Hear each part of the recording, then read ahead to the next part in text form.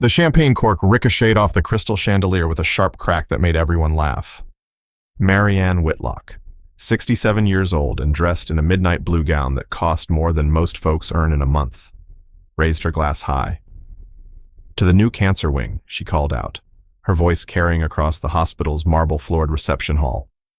Harlan Crow pushed his mop bucket along the service corridor, just out of sight of the celebrating donors. The dirty water sloshed against the yellow plastic sides. His lower back ached 9 hours into his shift. 3 more to go. Through the propped-open service door, he could see the party. All those people in their fine clothes, laughing and drinking like the world belonged to them. Maybe it did. He dunked the mop, wrung it out with hands that had done this motion 10,000 times. The antiseptic smell didn't bother him anymore. Hadn't for years. Not since Helen. Don't think about Helen. Just work. The laughter from the party grew louder. Someone had made a joke. Harlan recognized Evan Whitlock's voice, the son, the one who ran the hospital's day-to-day operations. Sharp voice. Always sounded like he was about to fire someone. Probably was. Harlan moved closer to the doorway, mopping the same spot over and over, watching, not because he cared about their party, but because human motion was better than silence. Better than the emptiness that waited at home with just Luna's labored breathing to fill it. Marianne Whitlock stood at the center of the crowd, radiant. Harlan had seen her picture in the hospital newsletter they left them in the break room, though most janitors didn't bother reading them. She was talking to a man in a tuxedo, gesturing with her champagne glass, when suddenly her hand went to her throat. The gesture was small. Anyone else might have missed it, but Harlan had seen that gesture before. That specific reach, fingers spread, pressing against the windpipe. Marianne's eyes went wide. The champagne glass fell, shattering on the marble. The sound cut through the party noise like a blade. "Mrs. Whitlock," someone near her asked. She opened her mouth. No sound came. Her face was already changing color, that particular shade that had nothing to do with the warm lighting of the party. "She's choking," a woman screamed. The crowd did what crowds do. They made a circle and stared. 50 people in designer clothes, probably a dozen doctors among them, and they all stepped back like she had something contagious. Someone do something. Evan Whitlock pushed through the crowd. "Where's medical staff, you?" He grabbed a young woman in a cocktail dress. "You're that resident Chen something." I haven't done emergency in years. Mr. Whitlock, we should call..." "Don't touch her. You're just a resident." Evan's voice cracked with panic. "Someone call real doctors, the emergency team." Marianne dropped to her knees. Her hands clawed at her throat. Her mouth gaped like a fish pulled from water. Harlan's mop handle clattered against the floor. He moved without thinking, muscle memory from a lifetime ago taking over. The bucket kicked over as he pushed through the service door. Dirty water spreading across the perfect marble, seeping toward the designer shoes that scrambled backward. What on earth, get back? Evan started toward him, but Harlan was already on his knees beside Marianne. Her lips were blue, pulse thready under his fingers. No air movement. "Sir, you can't," someone said. Harlan's hands were already positioned. He tilted her head back, saw the gleam of dental work partial dentures. Loose. He hooked them out with one finger, let them clatter on the floor. Someone gasped at the intimacy of it, this janitor's dirty fingers in Mrs. Whitlock's mouth. He sealed his lips over hers. The taste hit him immediately, champagne and Chanel No. 5, the exact perfume Helen had worn to their anniversary dinner 30 years ago. He pushed the memory down, forced breath into lungs that weren't working. Nothing. He positioned his hands on her chest, found the spot between the ribs. Compressions. 1, 2, 3. Get off her. Evan Whitlock's hands grabbed Harlan's shoulders. Harlan shrugged him off, kept counting. 28, 29, 30. Back to her mouth. Another breath. The crowd pressed closer, phones out, recording. He could hear the whispers, janitor and assault, and goodness gracious, he's kissing her. On the third round of compressions, something gave. Marianne convulsed, vomit coming up with a rush. Harlan turned her head quickly to the side. Let it drain out. A piece of something plastic. From the champagne cork wrapper came with it. She gasped, rough, ragged, but it was breath.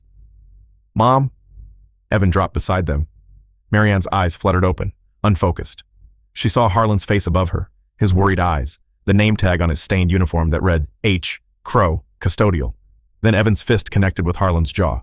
The old janitor toppled backward, blood spattering from his split lip onto his uniform. Before he could get up, 2 security guards had his arms. Arrest him! Evan's spit flew as he shouted. He assaulted her. You all saw it, this filthy old man put his mouth on my mother. Mr. Whitlock? Dr. Chen stepped forward, her voice shaking. He saved her life. That was CPR. I don't care what he calls it. He had no right, no training. He could have killed her. Harlan didn't struggle as the security guards pulled him to his feet. Blood dripped steadily from his lip onto his collar. He looked at Marianne, who was sitting up now, supported by her son, breathing in shaky gulps. Compressions first, Helen, he whispered to himself. Always compressions first. What did you say? Evan's face twisted with rage. You speak when spoken to. You're nothing, a nobody, a janitor. The police arrived within minutes. Someone important had been touched by someone unimportant, and that brought sirens fast. As they snapped handcuffs onto Harlan's wrists, he could hear Marianne trying to speak, her voice hoarse. Wait, she croaked, but Evan held her back. Don't try to talk.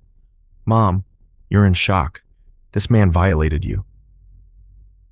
The last thing Harlan saw before they led him away was Dr. Chen's face.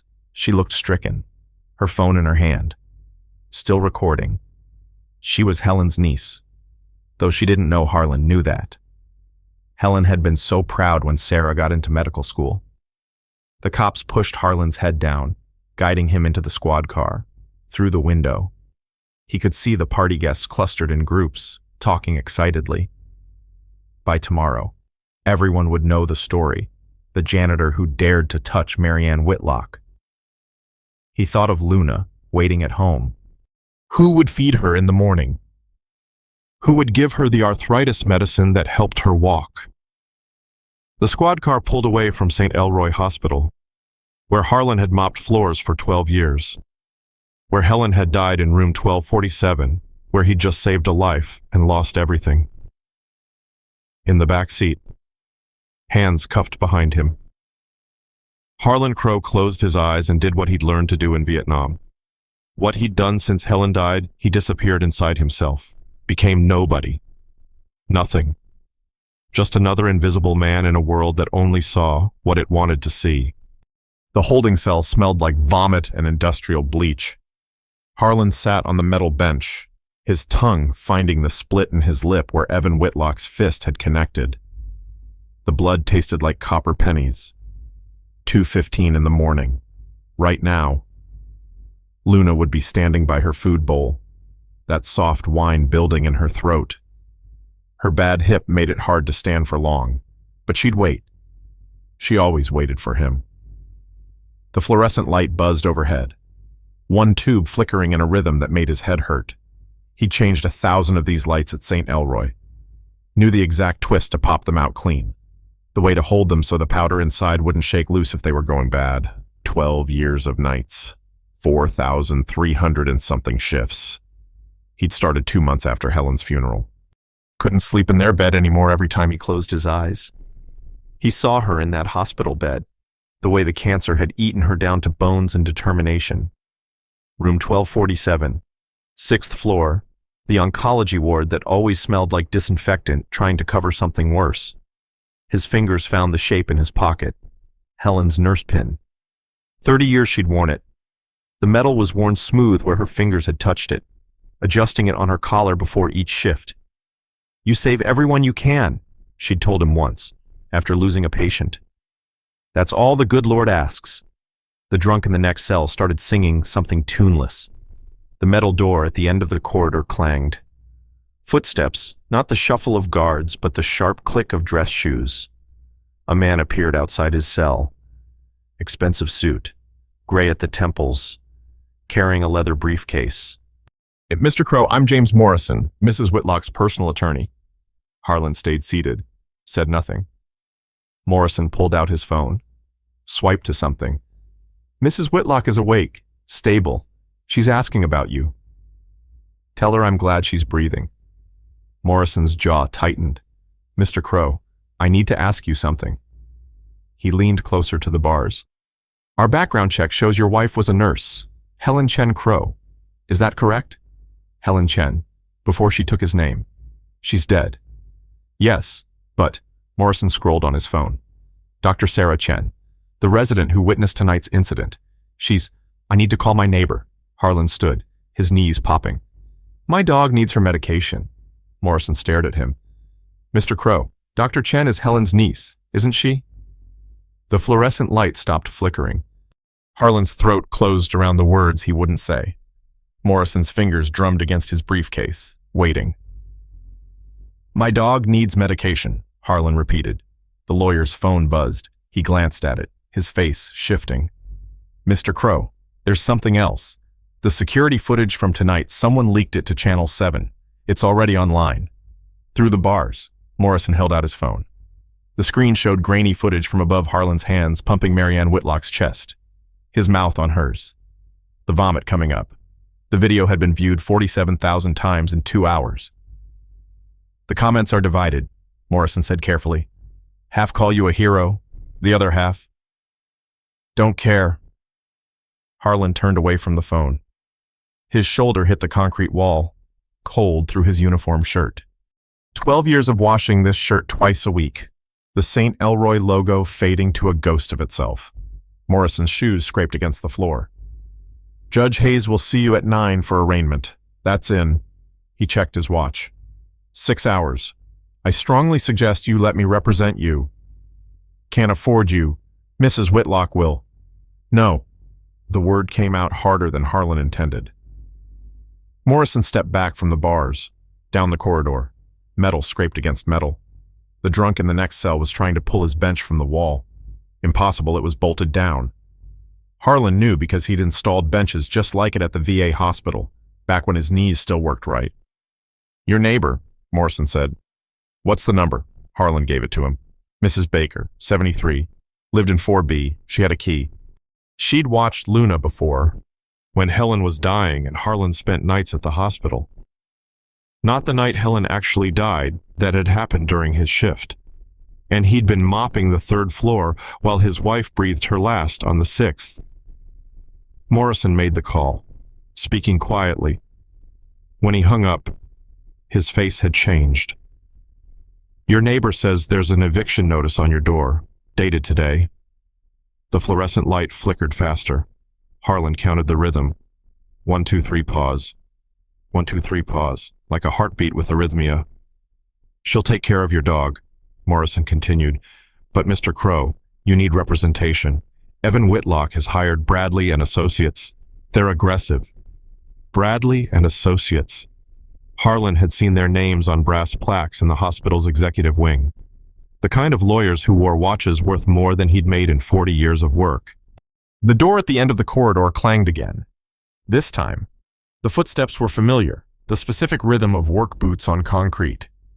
Harlan knew that walk. Walter Hayes appeared, still in his judge's robes at 3 in the morning. His face looked like thunder. Open it, he told the guard. Sir, I can't. I said open it. Walter's voice carried the same authority it had carried in Vietnam, when he was Lieutenant Hayes and Harlan was just another grunt humping through rice paddies. The cell door swung open. You stubborn old fool, Walter said, but his eyes were soft. Should have called me first thing. Didn't want to wake you, like I sleep anymore. Walter turned to Morrison. You Whitlock's lawyer.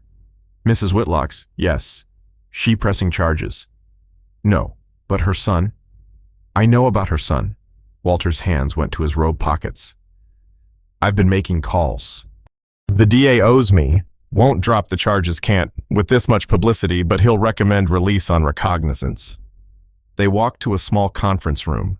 Gray walls, gray table, gray chairs. A mirror that was obviously two-way glass. Walter left to get coffee. alone in the room. Harlan caught his reflection in the mirror. Blood had dried brown on his collar. His lip was swelling. His hands, he held them up, were steady. No shake, no tremor. Helen would have been proud. "Steady hands save lives," she used to say. The door opened. An officer with an evidence bag. "Your personal effects," the officer said, setting the bag on the table. "Sign here." Harlan signed. The bag contained his wallet, $12, and an expired VA card inside his truck keys, on a ring that also held Helen's house key from their first apartment.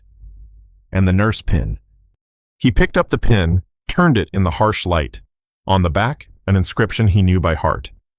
H. Chen RN, with love, Mom and Dad.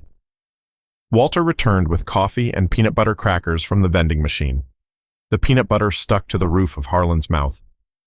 The coffee was bitter, burnt, perfect. "Morrison's right about needing a lawyer," Walter said. "This thing with Whitlock's son, he's out for blood. Already got 3 news stations running the story. Let him." Walter's fist hit the table. The coffee jumped. "This is serious. Harlan, you could go to prison. For saving someone's life. For being poor and touching someone rich." Walter's voice dropped. "You know how it works. We've always known." Through the two-way mirror, Harlan could see shapes moving in the observation room. Someone was watching. "There's something else," Walter said. "Mrs. Whitlock asked me to give you a message. She said to tell you she remembers Richard talking about someone who visited him in the hospital. Someone who sat with him when he was dying." Harlan's hands tightened on the coffee cup. The styrofoam creaked. "She wants to know if that was you." In the observation room, the shapes had stopped moving, waiting. Harlan thought about Richard Whitlock in that ER bed, crying because he was nobody special. Thought about the promise he'd made. Thought about Marianne Whitlock choking on champagne while 50 people in designer clothes stepped back and watched. "Tell her to ask her son," Harlan said. "He was there that night. Came in at the end, after Richard coded the last time." Walter leaned forward. "Harlan." "No." Harlan stood, his knee popping again. "I need to call Mrs. Baker, make sure Luna got her medicine." He moved toward the door. But Walter's next words stopped him cold. "Dr. Chen wants to testify on your behalf." Sarah Chen. She recorded the whole thing on her phone. Harlan's hand froze on the door handle. Sarah Chen, who didn't know that her Aunt Helen had died alone while her husband mopped floors 3 stories below. "She's outside," Walter said quietly. "She's been here for an hour. Says she won't leave until she talks to you." Through the door's small window, Harlan could see the hallway. A young woman sat on a bench, still in her cocktail dress from the gala. Mascara streaked down her cheeks. She had Helen's eyes. Harlan's hand stayed on the door handle, through the wire mesh glass. Sarah Chen lifted her head. Their eyes met. She stood, took a step forward, then stopped. Walter opened the door. 5 minutes, he said to Sarah. She walked in, her heels clicking against the concrete. Up close. The resemblance hit harder Helen's jawline, the way she tucked hair behind her left ear when nervous. The cocktail dress looked wrong on her, like a uniform that didn't fit. "Mr. Crow," her voice cracked. "I'm Sarah Chen. I know who you are." She pulled out her phone, hands shaking. The screen showed the video Harlan's face intent, counting compressions. The sound was clear, his voice saying 28, 29, 30. Then Evan Whitlock screaming, "I sent this to Channel 7 Inches," she said. "And Fox 11, and CNN. They're already running it." Walter shifted in his chair. "That was brave of you." "It was the truth." Sarah's fingers twisted the phone. "Mr. Crow, you saved her life. Everyone needs to see that. Don't want everyone seeing anything. But they're saying..." She pulled up something else on her phone. A news website. The headline read, "Hospital janitor arrested for assault after touching philanthropist." "They're making you sound like a predator," Sarah said. "Evan Whitlock held a press conference 20 minutes ago. He said you had no right, no training." "He's not wrong." Sarah's mouth opened, closed. You performed textbook CPR. Learned it from my wife. The words hung in the air. Sarah's face changed, something shifting behind her eyes. Your wife, she was... Sarah swallowed. She was Helen Chen. Harlan said nothing. My Aunt Helen. She was married. The fluorescent light hummed. Walter cleared his throat. Maybe we should... She never told us, Sarah whispered. The family. She just disappeared after nursing school. My mother tried to find her for years. Harlan's knee throbbed. He needed to sit, but wouldn't. Not with Helen's niece standing there with those eyes that looked like Helen's when she'd cried about losing a patient. The door burst open. Morrison rushed in, face flushed. Mrs. Whitlock is here, he said. She's in the lobby, demanding to see Mr. Crow. Tell her no, Harlan said. I tried. Morrison's phone buzzed. He looked at it, his face paling. The media followed her. There are news vans outside. Through the wall, Harlan could hear voices rising. A commotion. Then a woman's voice, hoarse but clear. I want to see the man who saved my life. We need to move you, Walter said. Back entrance. The door opened again. This time, it was Marianne Whitlock herself. She looked smaller without the evening gown. Someone had given her a hospital sweatshirt that hung loose on her frame. Her throat showed purple bruises from the choking. Darker bruises where Harlan's hands had pressed during compressions. Her lipstick was gone, but Harlan could still taste it, mixed with champagne and fear. Behind her, Evan Whitlock pushed past Morrison. Mother, you can't be here. Hush. Evan. The room went silent. Marianne walked closer to Harlan, each step deliberate. She smelled like hospital, that particular mix of sanitizer and sick that never quite washed out. You're the janitor, she said. Not a question. They fired you.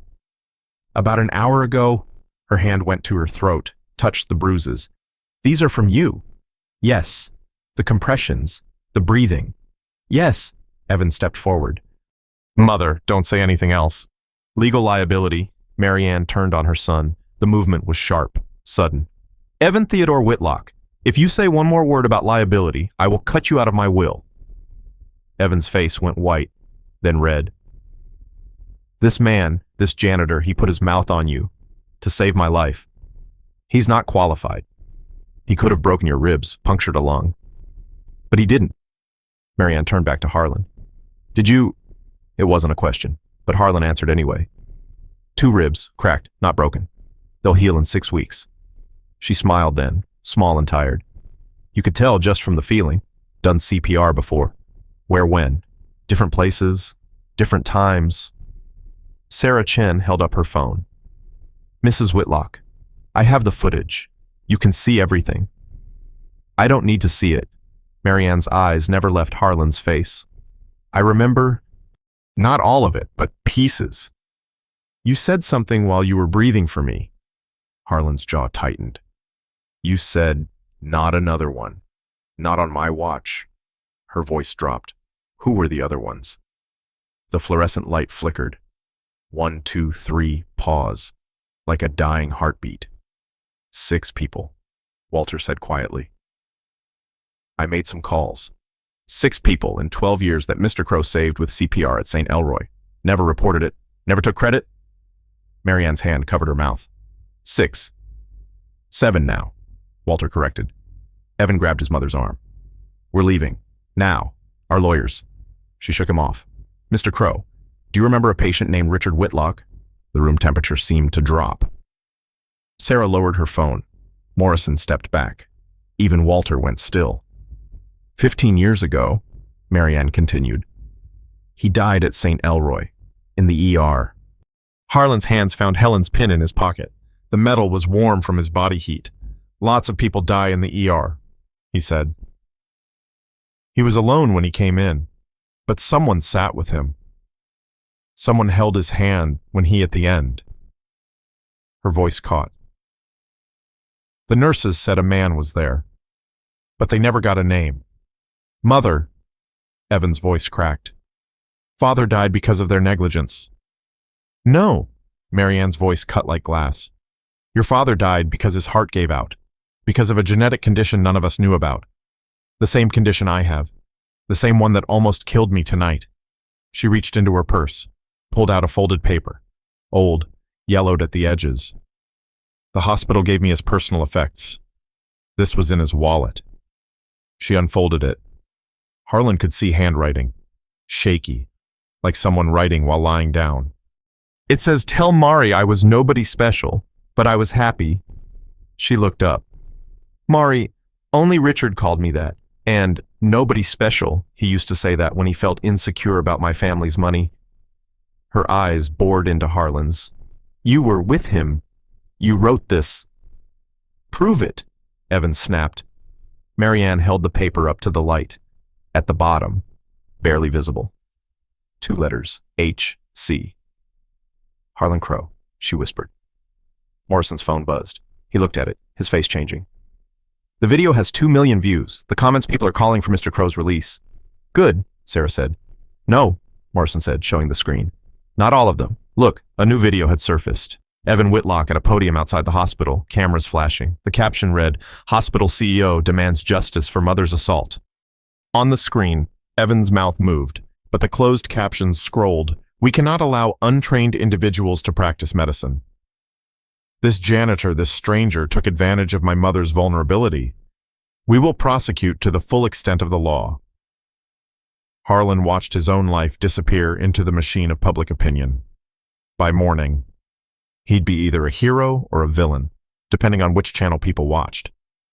"Mr. Crow," Marianne said quietly, "I need to know something." He waited. "My husband, when he died, was he alone?" The question hung in the air like smoke. Harlan could lie, could stay silent, could walk away. Instead, he reached into his pocket and pulled out Helen's nurse pin. "My wife was his nurse that night," he said. "Helen Crow." She held his hand at the end. "I was there because I was having a small stroke. We were in beds next to each other, your husband and me." Marianne's legs gave out. Morrison caught her, guided her to a chair. "He talked about you," Harlan continued. "Said you were at your mother's benefit dinner. Said he didn't want to ruin it by calling." "I could have been there," she whispered. "I should have. He didn't want that. Said he'd rather you remember him standing tall." A sound escaped Marianne, half laugh, half sob. "That's exactly what he would say." Evan stood frozen by the door. "You're lying. You're making this up to—" "Your father had a tattoo," Harlan said. "On his left shoulder blade, a small dove. Said he got it when you were born." Evan's face crumbled. Nobody outside the family would know about that tattoo. The room fell silent except for the buzz of the dying fluorescent bulb. Then Morrison's phone exploded with notifications. He looked at the screen, his eyes widening. "Channel 7 just went live. They're saying—" He stopped, stared at Harlan. "They're saying you donated a kidney to someone at St. Elroy 10 years ago." The fluorescent bulb finally died. In the sudden dimness, only the emergency exit sign provided light, casting everything in red. Morrison's phone screen glowed. "They're saying the recipient was Grace Whitlock, Mrs. Whitlock's daughter." Harlan's knees locked. The metal chair scraped against concrete as Marianne stood. "That's impossible," she said. "Grace's donor was anonymous. The records were sealed." "Someone at the hospital leaked it," Morrison said, scrolling frantically. "They're comparing surgical dates, blood types." "Get out!" Harlan's voice came out rough.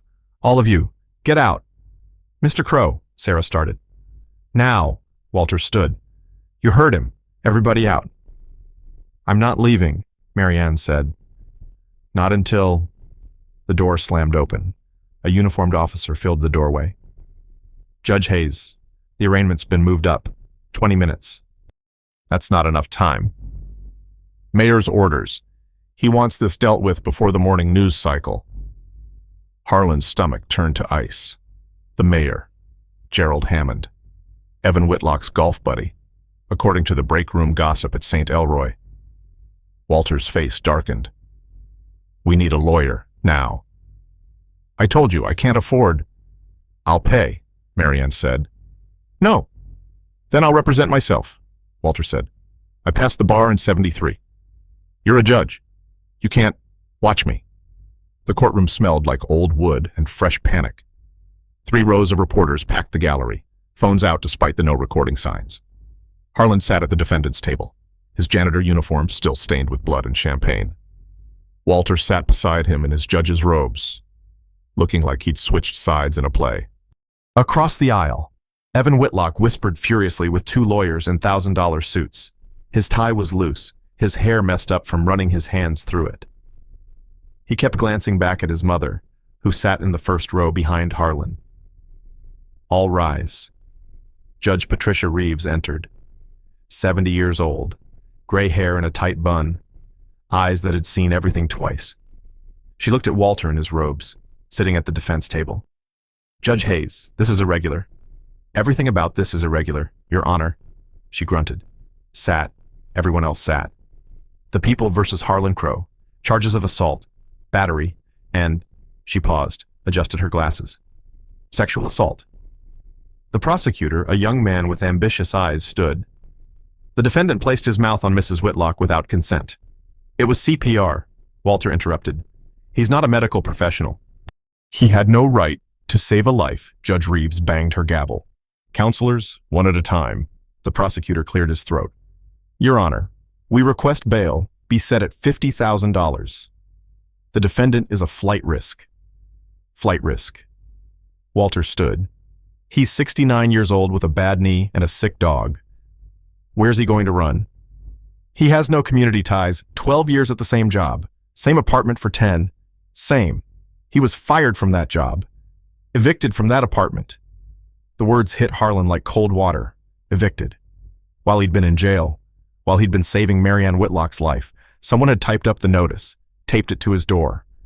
Judge Reeves looked at Harlan. Mr. Crow, do you have anything to say? He stood.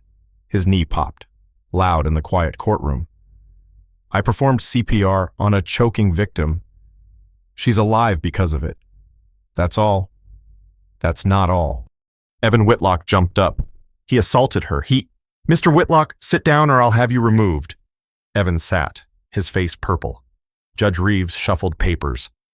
I'm releasing Mr. Crow on his own recognizance. Trial date set for... Your Honor? The prosecutor's voice cracked.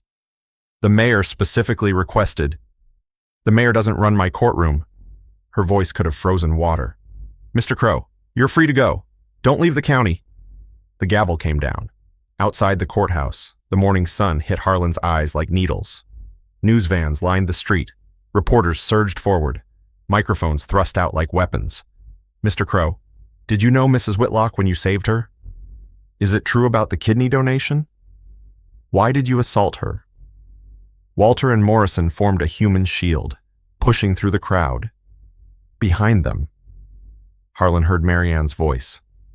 He didn't assault me. He saved my life. But the reporters had already turned to Evan, who stood on the courthouse steps like a politician. This man represents a danger, Evan said into the cameras. If we allow untrained individuals to perform medical procedures. Harlan didn't hear the rest. Walter had shoved him into a waiting car, not a police car, but a black sedan with leather seats that smelled like money.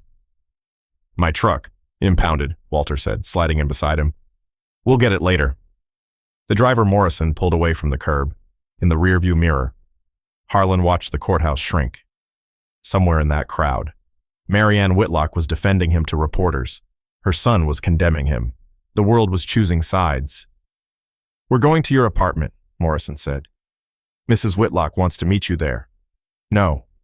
She insists. Take me to Oakwood Cemetery. Morrison and Walter exchanged glances. It's Sunday, Harlan said. I go every Sunday. The cemetery was quiet. No reporters here. Just the dead and the people who remembered them. Harlan walked the familiar path, section G, row 47. His knee complained with each step, but he didn't slow down. Richard Whitlock's headstone was polished granite, expensive but simple. Beloved husband and father carved in deep letters. Someone had left roses recently, red ones from a florist, not the grocery store daisies Harlan usually brought. He knelt, his knees grinding against the grass, started pulling weeds around the stone, the way he'd done for 15 years. She knows. he said to the stone. You're Mari. She knows I was there. Footsteps behind him. Soft, hesitant. The nurses told me someone tended his grave, Marianne said. I thought it was the cemetery staff. Harlan kept pulling weeds. Dandelions, mostly. They grew fast in California soil. Every Sunday she asked. Except when Helen was dying. Missed a few weeks then. She knelt beside him, her perfume mixed with the smell of cut grass and earth. Her fingers found a weed, pulled it carefully. Why? He asked me to. Richard when? In the ER. Said nobody would remember him. Said he was nobody special. Her breath caught. He was wrong. I know. They pulled weeds in silence. A mockingbird sang from a nearby oak. The sun climbed higher, warming Harlan's back through the thin uniform shirt. The kidney, Marianne said finally. You gave Grace a kidney. Anonymous donor. The blood type matches, the surgery date. The records show HC. Harlan's hands stopped moving. How'd you get the records? I have my ways. Illegal ways. Necessary ways. She turned to look at him. Why, Grace, you didn't know us. Knew she was dying, 28 years old. That's all that mattered. You could have sold it. People do. Overseas. That kidney was worth $100,000. Helen would have haunted me.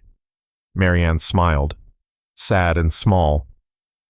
Your wife was a good woman. The best. Tell me about her.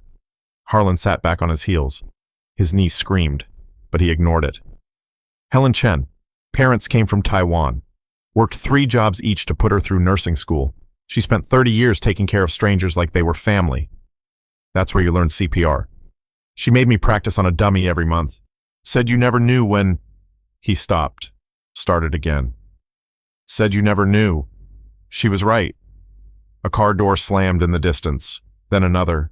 Footsteps on gravel. Getting closer. Evan Whitlock appeared, his face twisted with rage. Behind him, 2 security guards from the cemetery. There's a restraining order, he said, waving a paper. You can't be within 500 feet of my mother. Marianne stood. Evan, I filed it as your healthcare proxy. For your protection.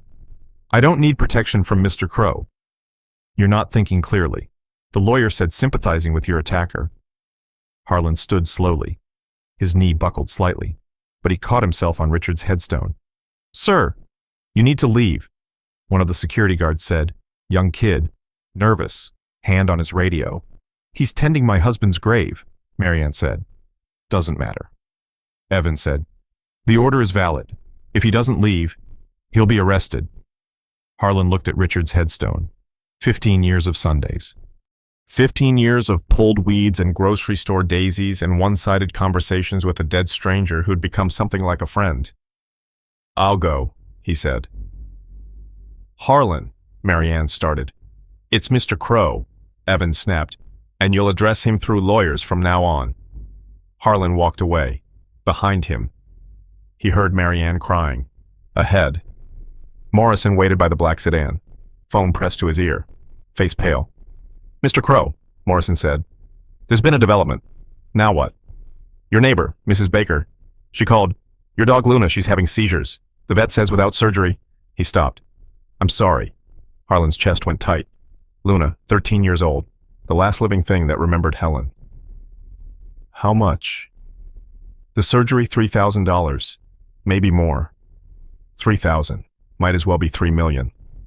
Morrison's phone rang. He answered, listened, his face changing. Mr. Crow, Channel 7 just announced something about the kidney donation. What about it? They're saying you knew. When you donated, you knew your remaining kidney was failing. Morrison's sedan smelled like leather polish and fear sweat. Harlan pressed his forehead against the window, watching Sacramento blur past. His remaining kidney throbbed, or maybe he imagined it. 10 years since the surgery. 10 years of knowing the math, one failing kidney keeping him alive. One healthy kidney keeping Grace Whitlock alive. The animal hospital is on 15th, Morrison said. Mrs. Baker is there with Luna. Can't afford it. Mrs. Whitlock wants to pay. No. Morrison's knuckles went white on the steering wheel. Mr. Crow, your dog is dying. The words hit like Helen's diagnosis all over again. Stage 4, metastasized. 6 months maybe. Just drive. The animal hospital's waiting room reeked of antiseptic and dog fear. Mrs. Baker sat in a plastic chair, Luna's collar in her hands. Her eyes were red. "She's in the back," Mrs. Baker said. The seizures they had to sedate her. A vet tech appeared young, blonde ponytail, scrubs with paw prints. "Mr. Crow, you can see her now." Luna lay on a steel table, IV in her front leg, breathing shallow. Her gray muzzle was foam-flecked. Her tail, which always wagged when Harlan came home, stayed still. "Brain tumor," the vet said. A different blonde, older, tired eyes. "Probably been growing for months. The stress of you being gone triggered the seizures." Harlan's hand found Luna's head, fingers stroking the soft spot behind her ears. She didn't respond. "Surgery," he asked. 3,000 minimum, maybe 5. And at her age, the vet shrugged. Maybe 3 months, maybe 6. 3 months, $5,000. The math was simple, cruel, but simple. "There's another option," the vet said quietly. Harlan knew. His hand stayed on Luna's head. She'd been Helen's shadow those last months, lying beside the hospice bed, refusing to eat until Helen ate. After Helen died, Luna had howled for 3 days straight. "Not yet," he said. "Mr. Crow, the kindest thing. Not yet." Morrison's phone buzzed. He stepped outside to answer, through the door's window. Harlan watched him pace, gesturing with his free hand. The vet left them alone. Harlan pulled a chair close to the table, sat with his hand on Luna's side, feeling her breathe. In, out, still here, still fighting. Morrison returned. "That was Walter. The trial's been expedited. Tomorrow morning." "That's too fast." Evan Whitlock pulled strings. "He wants this over before more media attention builds." Morrison paused. "There's something else. Grace Whitlock wants to meet you." "No." "She's here." "Outside. She drove up from Los Angeles when she heard." Through the window, Harlan saw a woman in her 30s standing by a white Tesla, thin, pale, expensive clothes hanging loose like she'd recently lost weight, or gained a kidney. 5 minutes, Morrison said. "That's all she asks." Harlan looked at Luna, still breathing, still here. He walked outside. Grace Whitlock stepped forward, then stopped, uncertain. Up close, she had her father's eyes, her mother's chin. The scar from the transplant surgery would be hidden under her silk blouse. "You're H.C., she said. Not a question. "Your mother shouldn't have told you." "She didn't. I hired a private investigator 3 years ago. He traced the surgical records, the blood work, led to you." Harlan said nothing. "I've known for 3 years that a janitor gave me his kidney. I've walked past you 100 times in that hospital. Never said thank you, never even saw you. Wasn't looking for thanks." "Why?"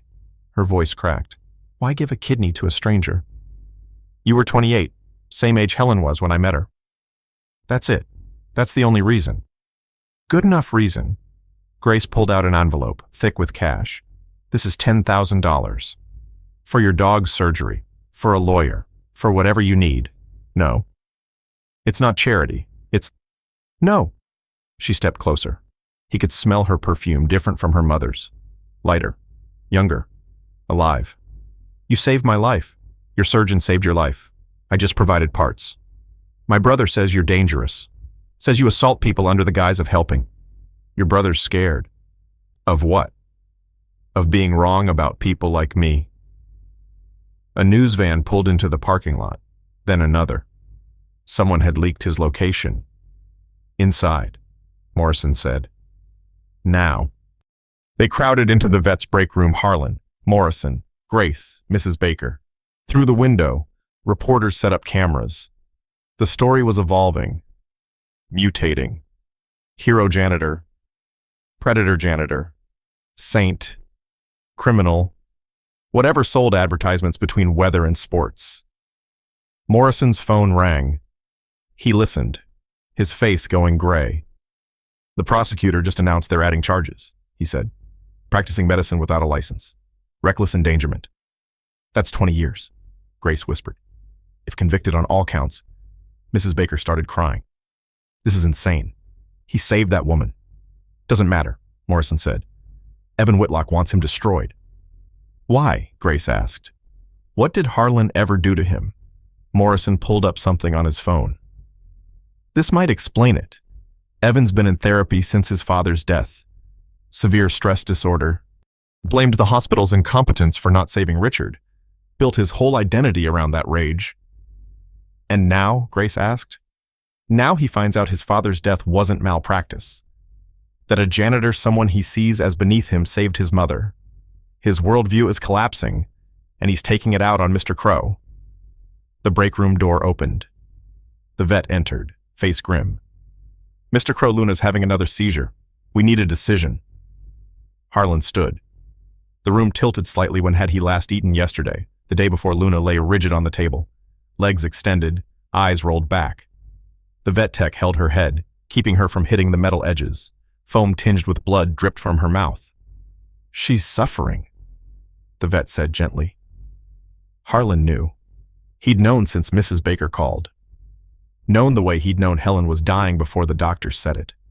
Some things you feel in your bones. He took Luna's head from the tech, cradled it in his hands. Her seizure was easing, body relaxing, but her eyes stayed unfocused, lost. Do it, he said. The vet prepared the injection, 2 syringes, blue liquid in the first, pink in the second. The first one will sedate her completely. The second stops her heart. It's peaceful, peaceful. Harlan held Luna as the needle went in. She didn't flinch, already too far gone. The blue liquid entered her veins.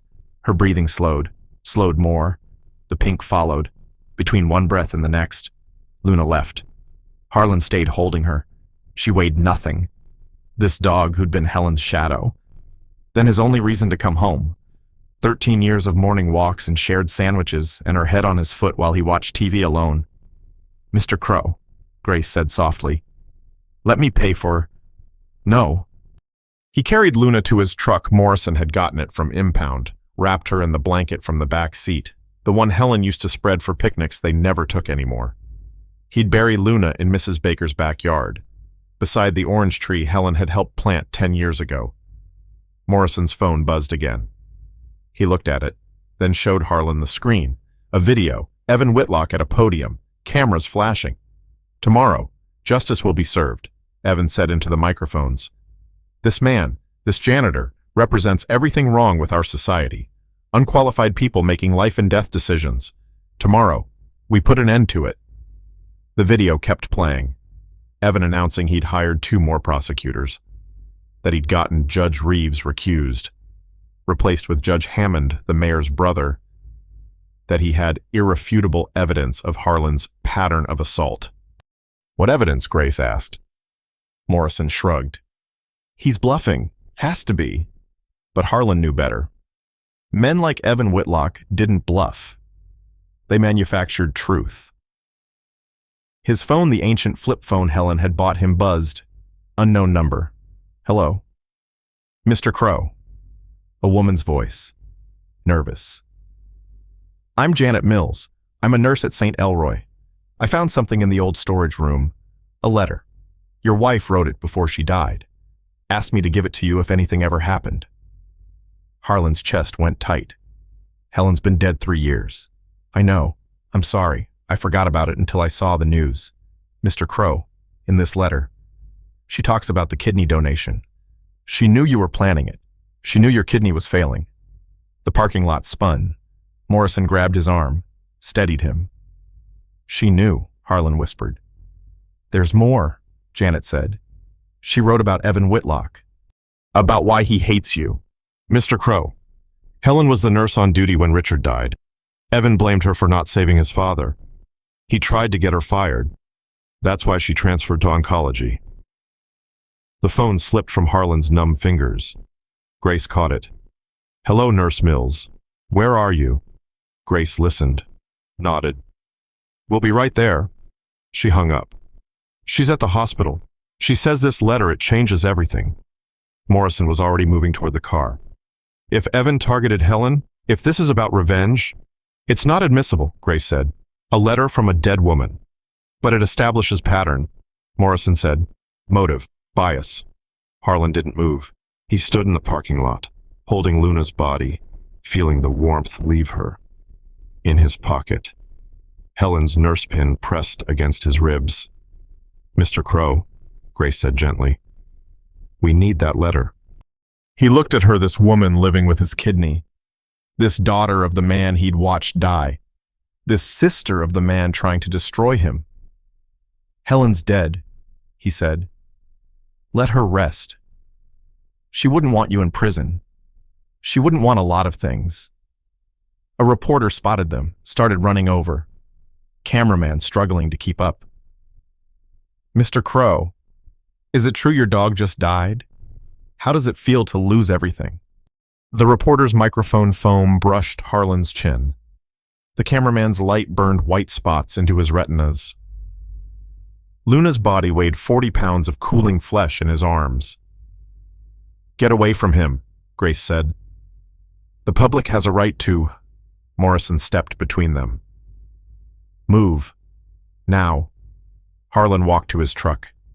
Each step took effort, like moving through water. His kidney, the failing one, sent sharp signals up his back. He laid Luna on the passenger seat, arranged the blanket around her. Her tongue hung out slightly. He tucked it back in. "Mr. Crow," Grace called. "The letter." He shut the truck door, turned the key. The engine coughed, almost didn't catch. 287,000 miles. Helen used to joke it would outlive them both. She was wrong about that, too. The drive to Mrs. Baker's took 12 minutes. He knew because he counted the seconds.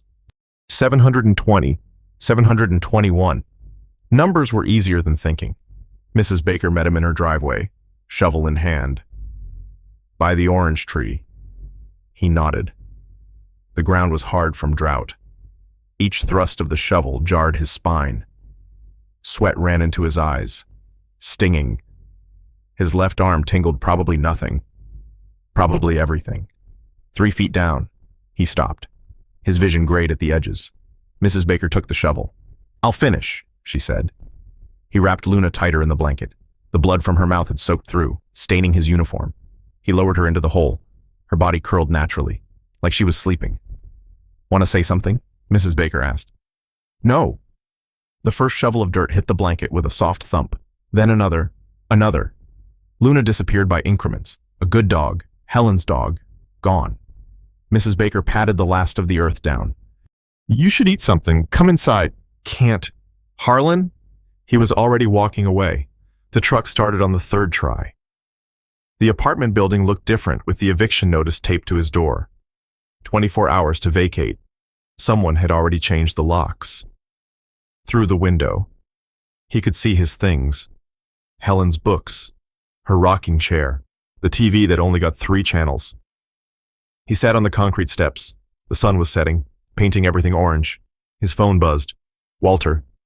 "Where are you?" "Home, sort of." "Janet Mills is waiting at the hospital with that letter. You need to, tomorrow. Harlan, the trial is at 8 in the morning. We need every advantage." "Tomorrow." He hung up. The phone immediately rang again. He turned it off. A neighbor passed young woman with a baby. She saw him, quickly looked away. He was famous now. The janitor on the news. The hero, the predator, the question mark. His left arm tingled worse, pins and needles from shoulder to fingertips. He stood, and the world tilted. Grabbed the railing. Missed. Hit the concrete on his left side, shoulder first. The pain was specific. Targeted. Like someone driving nails through his chest. Not someone. Something. His heart. Probably. The doctor had warned him 10 years ago 1 kidney meant more strain on everything else. "You're gambling," she'd said, "taking years off your life." "How many?" he'd asked.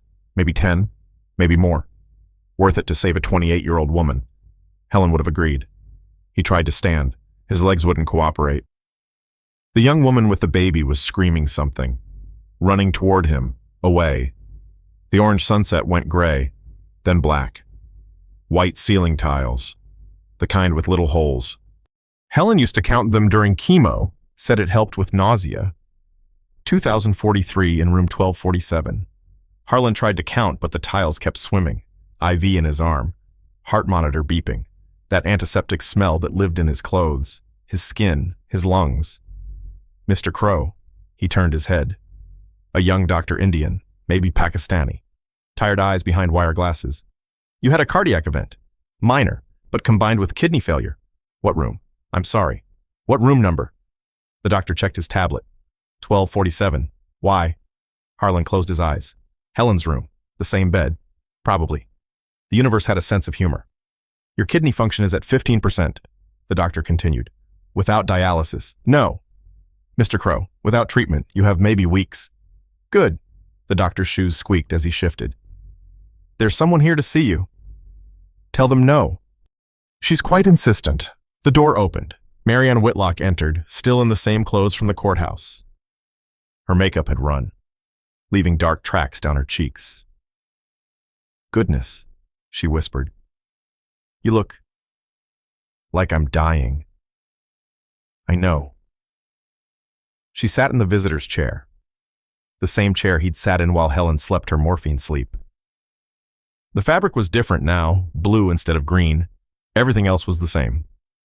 They told me about your kidney, the one you kept. It's failing. Been failing for 10 years. You knew when you donated, suspected. Why? Her voice cracked. Why give Grace your good one? Statistics. Young, healthy person. 1 good kidney, 90% normal life expectancy. Old janitor with 1 bad kidney. He shrugged, felt the IV tug. 5 years? Maybe 10? Made sense. That's not an answer. It's the only answer I've got. She pulled out a manila envelope. Janet Mills gave me Helen's letter. Don't want it. I read it. He opened his eyes. That was private. She knew. Harlan, she knew everything. About your kidney. About Richard. About Evan trying to get her fired. Marianne's hands shook as she opened the envelope. She wrote, "Do you want me to read it?" No. She loved you. She was proud of you. Stop. She said you're the best man she ever knew. The heart monitor spiked. A nurse looked in, then left. She also wrote about that night. When Richard died, Marianne unfolded the letter. She said Evan came to the hospital drunk, screaming at her, blaming her. Security had to remove him. Doesn't matter now. It does. It establishes a pattern. Evan's rage isn't about you. It's about Helen. He's punishing you because he couldn't punish her. Harlan tried to sit up. The room spun. Leave Helen out of this. She's already in it. She's been in it all along. The door burst open. Evan stood there, face twisted with fury. Mother, you can't be here. The restraining order applies to Mr. Crow, not me. He's manipulating you, just like he manipulated those witnesses, the media. Evan Theodore Whitlock, stop talking. But Evan wasn't looking at his mother. He was staring at Harlan, and his face had gone pale. This room, he said. This is where Helen died, Harlan finished. Yeah. Evan's legs gave out. He caught himself on the doorframe. The nurse, your wife, she was the one you tried to destroy. Yeah. For a moment, nobody moved. The heart monitor beeped. Down the hall, someone laughed, inappropriate, jarring. Life going on while death sat in room 1247. I didn't know, Evan whispered. When she got sick, I didn't know she was your wife. Would it have mattered? Evan's mouth opened, closed. He looked like Richard had looked that night in the ER lost, small, realizing too late what mattered. The trial's in 6 hours, Marianne said. Evan, drop the charges. I can't. The prosecutor, the mayor, everyone's watching. Then tell the truth. What truth? Evan laughed, bitter. That I blamed a nurse for my father's death. That I'm destroying her husband because I couldn't destroy her. That truth. Harlan's vision was graying again. The kidney failure, probably. Or the heart. Or just exhaustion so deep it felt like drowning. Get out, he said. Both of you. Harlan, get out. They left. The room fell silent except for machines keeping track of his dying. He closed his eyes and thought he smelled Helen's perfume. But that was impossible. Helen never wore perfume during chemo. The smell made her sick. The door opened again. Softer footsteps. I said get out. Uncle Harlan. He opened his eyes. Sarah Chen stood there, holding a small box. I'm not your uncle.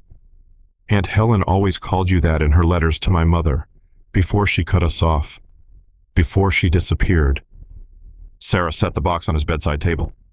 These are her things. From her locker. The hospital was going to throw them away, but I saved them. Inside the box, Helen's spare reading glasses, a hair tie, a photo their wedding day, both of them young, stupid with happiness, and something else, a medical report, his medical report, from 10 years ago, showing both kidneys failing, not just one. The paper shook in Harlan's hand.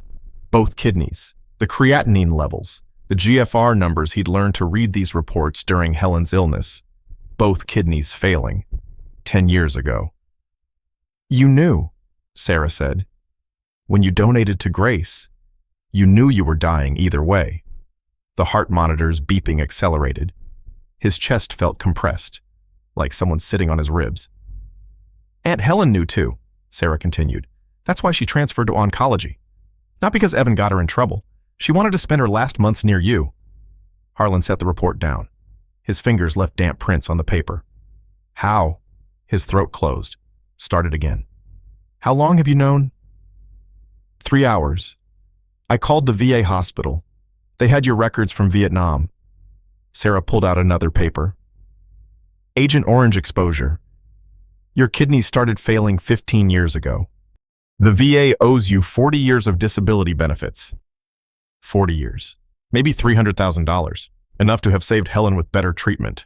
Enough to have kept the apartment. Enough to have buried Luna properly. Not in a neighbor's backyard like some shameful secret. Uncle Harlan. Don't call me that. Your family. Aunt Helen's letters. Helen's dead. Sarah sat on the bed's edge. The mattress dipped, pulling his IV line taut. She wrote to my mother every month for 5 years. Never mailed them. I found them in this box. She pulled out a bundle of envelopes, held together with a rubber band that crumbled when she touched it.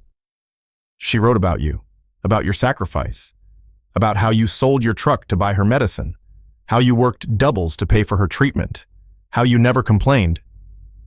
Stop. She wrote about the night Richard Whitlock died. How you held his hand while she held his other. How you both prayed with him even though neither of you went to church regular. The monitor was screaming now. A nurse rushed in, checked the readings, adjusted something in his IV. His blood pressure's too high, she said to Sarah. Whatever you're doing. It's okay, Harlan said. I need to hear this. The nurse left, shaking her head. Sarah opened one of the letters. Should I read it? No, just tell me. She says Richard gave her something that night, a journal, asked her to give it to his wife someday, when the time was right. Sarah reached into the box again.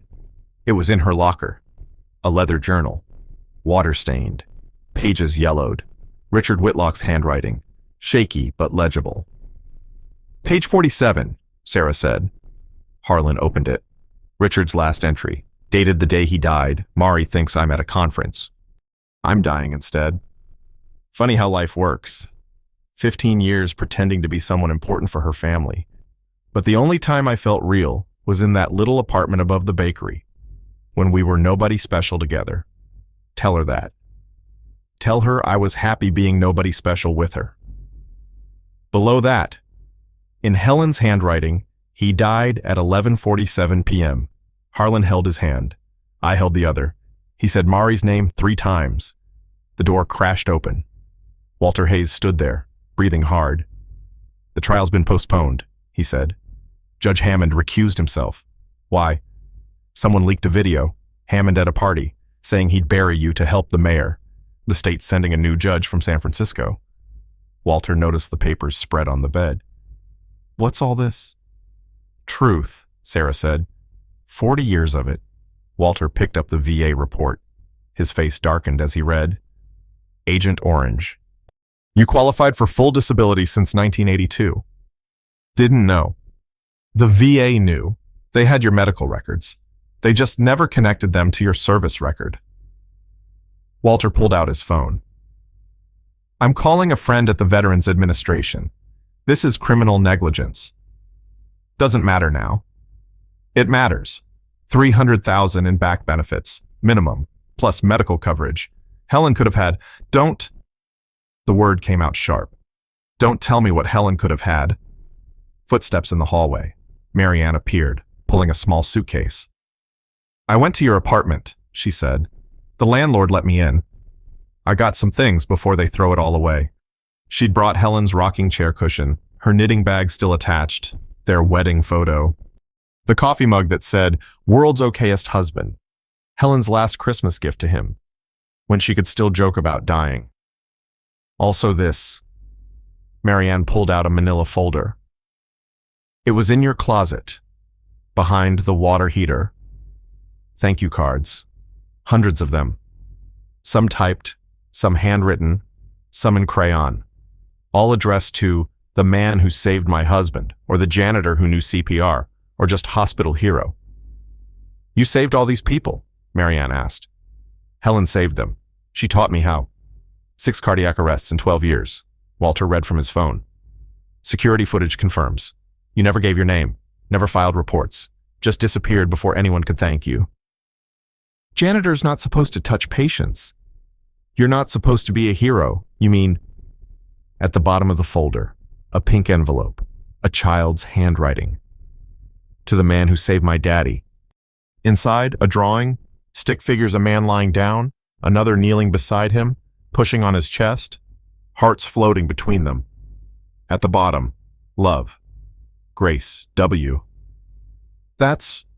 Marianne covered her mouth. That's Grace, my Grace. She was 7 when Richard... She stopped. You saved Richard. Before he died. You brought him back. For 3 hours. 3 hours she got to say goodbye. Harlan closed his eyes. The memory was sharp. Richard's ribs cracking under his hands, the foam at his mouth, the way his eyes had opened for just a moment and found his daughter's face.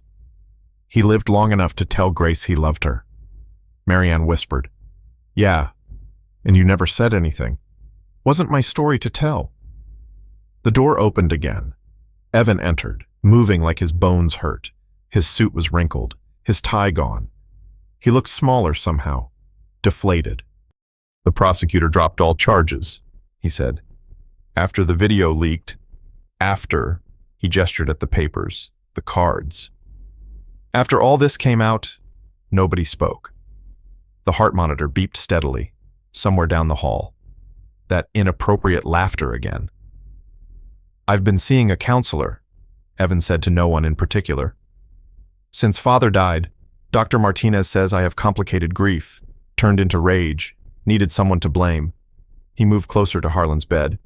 I blame the hospital, the doctors, your wife, you, everyone except the one person who was really at fault. No one was at fault, Harlan said. Your father had a bad heart, genetic, like your mother. I know that now. Evan's voice broke. But I mean me. I was at fault. For not being there. For choosing a business dinner over my father. For letting him die alone. He didn't die alone. Evan looked at him then. Really looked. You were there. Helen and I both, holding his hands. Yes. He wasn't scared. Harlan thought about lying, decided against it. Everyone's scared, but he had peace at the end. Said your name, your sister's, your mother's. Evan sat heavily in the visitor's chair. I'm sorry. About your wife. About the charges. About your dog. About everything. Your dad would understand, Harlan said. Fear makes us do foolish things. He wasn't foolish. No, he was kind. Funny. Worried about his family. Harlan shifted. Felt the failing kidney protest.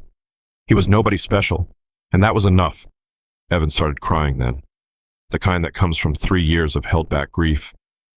Marianne went to him, held his head against her shoulder. Walter's phone buzzed. He answered, listened, his expression changing. That was the VA, he said. They're expediting everything, full back benefits, and, he paused. There's a kidney available from a veteran in Fresno who died this morning. You're a match. The room went quiet. Even the monitor seemed to pause. No, Harlan said. Harlan. I said no. You'll die without it. Good. Sarah grabbed his hand. Aunt Helen wouldn't want. Helen's dead. Luna's dead. Everyone I've ever. He stopped, breathed. I'm tired. Marianne stood. Mr. Crow, what if someone needs you? Nobody needs me. I do, she said quietly. I need someone who remembers Richard as he really was. Not the story I've told myself, but the real man. Nobody special. Before Harlan could respond, Morrison burst through the door, phone in hand. Mr. Crow, he said. There's something you need to see. Channel 7 just aired something. About your wife. About why she really cut off contact with her family. He held out the phone. On the screen, an old Chinese woman, Sarah's grandmother, Helen's mother, speaking in accented English. We told Helen to divorce him, said we'd cut her off if she stayed with that poor white janitor. She chose him. Now we see why.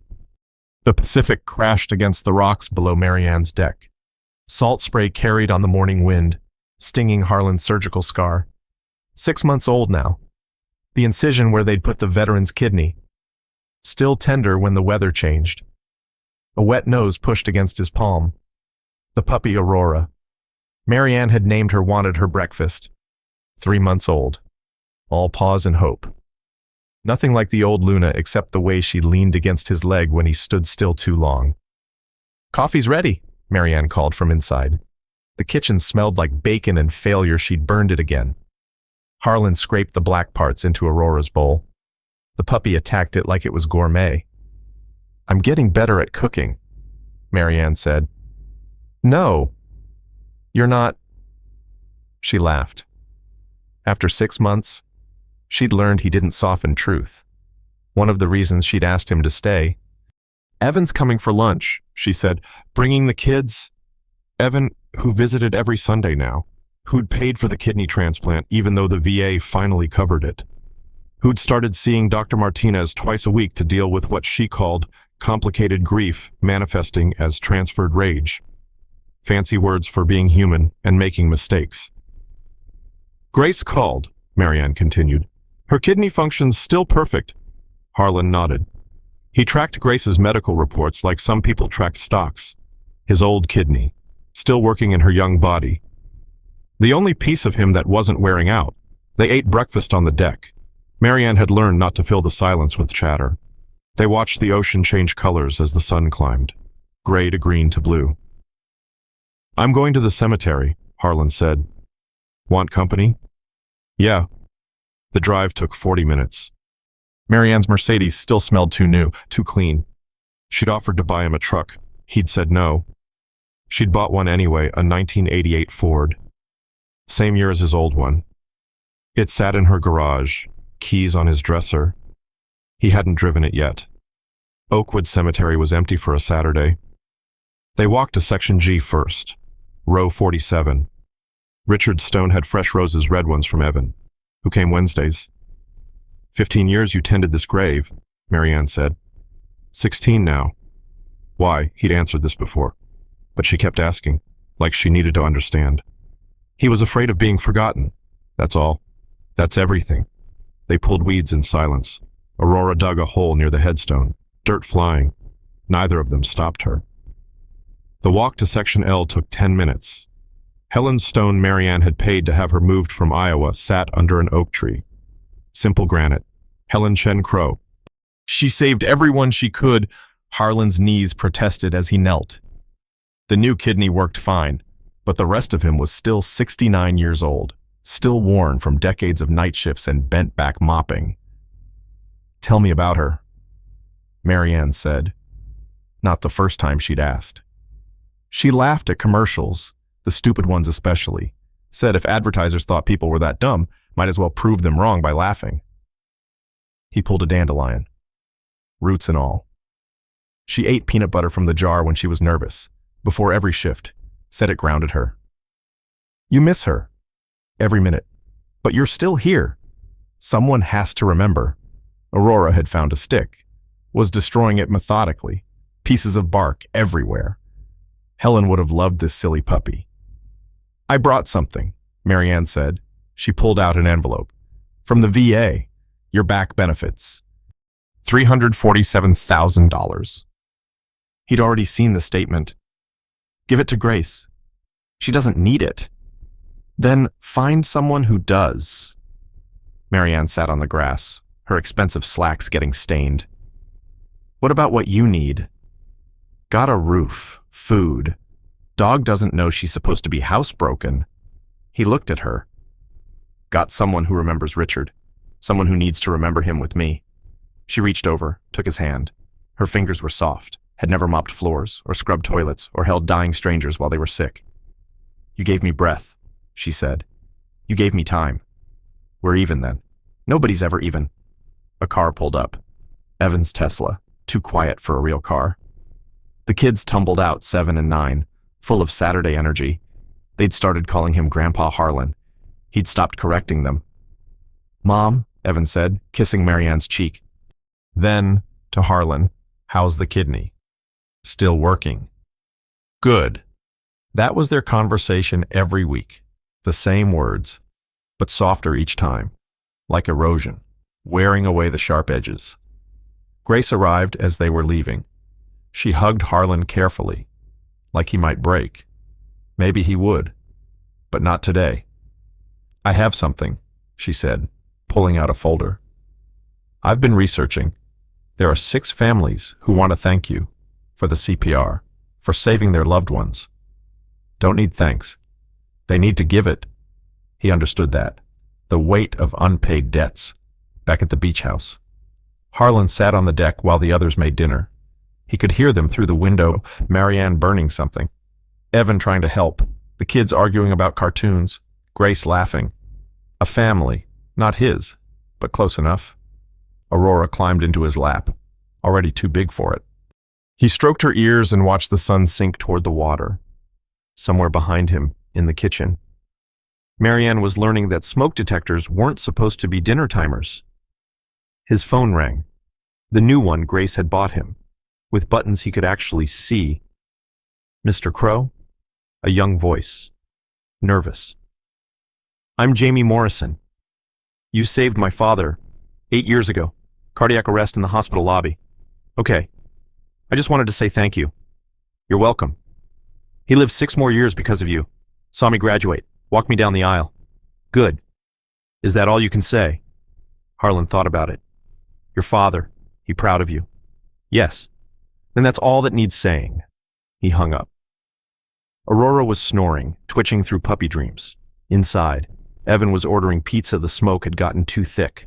Marianne came out, sat beside him, smoke in her hair, flour on her cheek. I'm a terrible cook. Yeah. Richard loved that about me. Said it made me human. Smart man. Nobody special. The best kind. They sat watching the ocean swallow the sun. Harlan's kidney ached the new one, settling in. His hands hurt from pulling weeds. His back would complain tomorrow.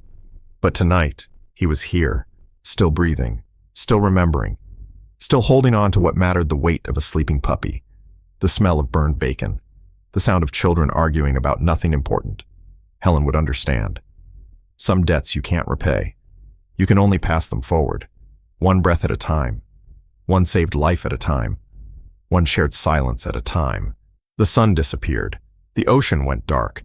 Inside, the pizza had arrived, and Evan was calling them to dinner. Harlan stood, Aurora in his arms. Marianne walked beside him.